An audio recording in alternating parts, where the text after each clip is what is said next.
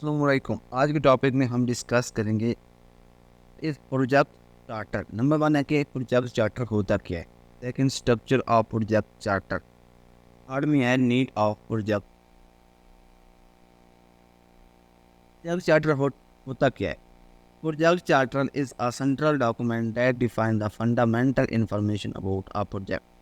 Project charter हमारे पास एक fundamental information provide करता है और ये क्या एक सेंट्रल डॉक्यूमेंट है।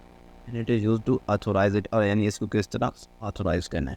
Provide essential information about the project. ये प्रोजेक्ट चार्टर एक सेंट्रल डॉक्यूमेंट है, डिफाइन करता है central information about a project और इसको ऑथोराइज किस तरह करना है, और ये हमें एक प्रोजेक्ट के बारे में जो एसेंशियल इंफॉर्मेशन होता है वो प्रोवाइड करता है।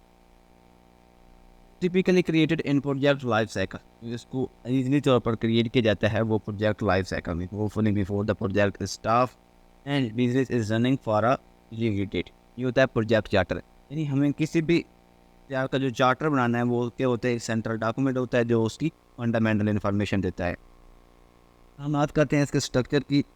Is no universal formula for a project charter. Project charter होता है उसका कोई एक यूनिवर्सल फार्मूला नहीं होता। इसमें पेजेस होते हैं वो 2 to 5 पेजेस होते हैं। कोई यूनिवर्सल फार्मूला नहीं होता और इसमें 2 to 5 पेजेस होते हैं। अगर हम इसके स्ट्रक्चर की बात करते हैं, जिस स्ट्रक्चर में पॉइंट इंक्लूड होती हैं, नंबर वन है प्रोजेक्ट का नेम, यानी प्रोजेक्ट की स्टेटमेंट क्या है। नंबर टू है बैकग्राउंड प्रॉब्लम स्टेटमेंट, क्या होता है वाई आर यू डूइंग, कि हम ये प्रोजेक्ट बना क्यों रहे हैं, यानी उसकी प्रॉब्लम स्टेटमेंट होती है। नेक्स्ट है गोल्स। गोल भी कहता है describe what goals you are doing to achieve and one, कि आप कौन से गोल्स अचीव करना चाहते हैं, आपका मकसद क्या है इस प्रोजेक्ट को बनाने का। Scope, what products services or result do you expect to get from the product, वो कौन से प्रोडक्ट हैं, वो कौन सी सर्विसेज हैं और रिजल्ट हैं इस प्रोजेक्ट से आप हासिल करना चाहते हैं। तो है की stakeholder, make a list of people involve in the project. वो लोग जो इस प्रोजेक्ट में डायरेक्टली या इनडायरेक्टली इन्वॉल्व हैं वो हम उन्हें क्या कहते हैं, की स्टेक होल्डर। एक timeline, establish significant date for your project. आपको जो प्रोजेक्ट के लिए उसके लिए सिग्निफिकेंट डेट होना बहुत ज़रूरी है। ये ना हो कि आपका प्रोजेक्ट 1 मंथ लेट बन रहा है और आपको उसका फ़ायदा ही नहीं हो रहा।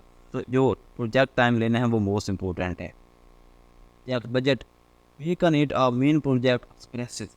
हमारे पास जो प्रोजेक्ट की कास्ट है उसको कंट्रोल करना भी ज़रूरी है। बस कॉन्स्टेंट्स आ जाते हैं। कॉन्स्टेंट्स वो होते हैं जो प्रोजेक्ट की लिमिटेशन होती हैं। असम्पशन एंड रिस्क होता है इस प्रोजेक्ट में कौन कौन से रिस्क आ सकती हैं और कैसे कंट्रोल करना है, इसको आइडेंटिफाई करना। एंड डिपेंडेंसी कि हमारा प्रोजेक्ट कौन कौन सी चीज़ों पर डिपेंड कर। नेक्स्ट आता है प्रोजेक्ट की नीड। प्रोजेक्ट की नीड में आता है क्लैरिटी एंड अलाइनमेंट। इसमें क्या होता है, इसमें ये होता है जो भी इन्वॉल्व में इस प्रोजेक्ट को उसको पता होना चाहिए कि प्रोजेक्ट का पर्पस क्या है, स्कोप क्या है और उसका ऑब्जेक्टिव क्या है। पर्पस क्या है कि हम इस प्रोजेक्ट को बना के इस चीज़ के लिए हैं। लेकिन है accountability, set rules and responsibility. हमने क्या है जो उस प्रोजेक्ट में तमाम इन्वॉल्व हैं उनको क्या है उनकी रिस्पॉन्सिबिलिटी असाइन करनी है। नेक्स्ट है scope control, define the project boundary to prevent scope creep. हमने क्या करना है, जो हमारे पास स्कोप है उसको हमने लाजमी तौर पर देखना है कि अगर हमारे पास प्रोजेक्ट का स्कोप ही नहीं है तो प्रोजेक्ट को बनाने की ज़रूरत ही नहीं पड़ेगी। कम्युनिकेशन क्या है, providing a reference for stakeholder to refer to the project life cycle. हमारे पास जो प्रोजेक्ट स्टार्टर होता है as a communication tool use किया जाता है। मैनेजमेंट, हमारे पास क्या होता है, identify the risk and assumption, इनमें हम रिस्क को आइडेंटिफाई करते हैं और उसको मॉनिटर करते हैं। Source allocation, allocating the resources by specifying the budget and required material. हम क्या करते हैं, बजट और मटेरियल को सामने रखते हुए क्या है एक रिसोर्स को एलोकेशन करते हैं।